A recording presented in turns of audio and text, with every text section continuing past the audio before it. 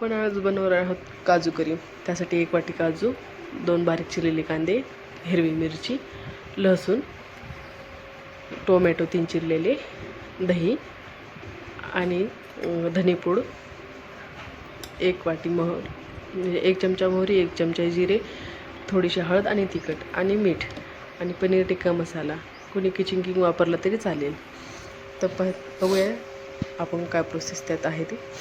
एका पातेल्यात तूप घ्यायचं आहे 2 चमचे, त्याच्यात लसूण टाकायचा, त्याच्यानंतर हिरवी मिरची, त्याच्यामध्ये कांदा टाकायचा आपण कट केलेला, थोडंसं परतून घ्यायचं चांगलं. थोड्या वेळाने परतल्यानंतर त्याच्यामध्ये टोमॅटो चिरलेले कट केलेले आपण टाकायचे. टोमॅटोसुद्धा चांगले हे करून घ्यायचे, परतून घ्यायचे. त्याच्यामध्ये 1 विलायची, तेजपत्ता आणि काळी मिरी टाकायची आणि ते परत परतून घेतल्यानंतर मिक्सरमध्ये काढून घ्यायचे. मिक्सरमधून काढून घेतल्यानंतर एका ह्याच्यामध्ये आपण काजू थोडेसे तुपामध्ये फ्राय करून घेऊया.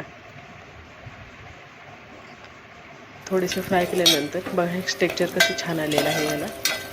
तर हे काजू आपण थोडेसे काढून घ्यायचे आहेत.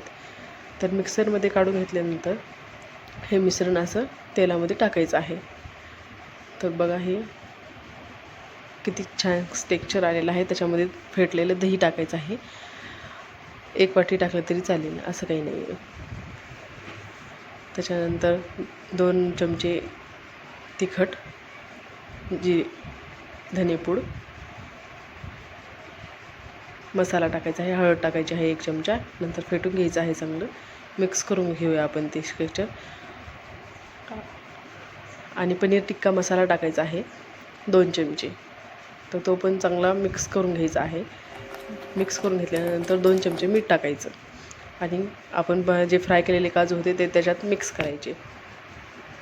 त्याच्यात मिक्स केल्यानंतर वरून थोडंसं आपण गरम केलेलं पाणी ठेवलेलं आहे एका पातेल्यात थोडंसं, तर ते पाणी त्याच्यामध्ये टाकायचं.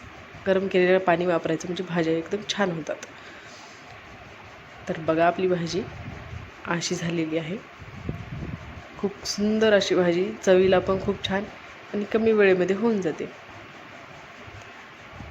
त्याच्यानंतर वरून कोथिंबीर टाकायची, म्हणजे एकदम छान राहतं. बघा माझी भाजी एकदम कशी छान झालेली आहे. तर हा आहे काजू करी.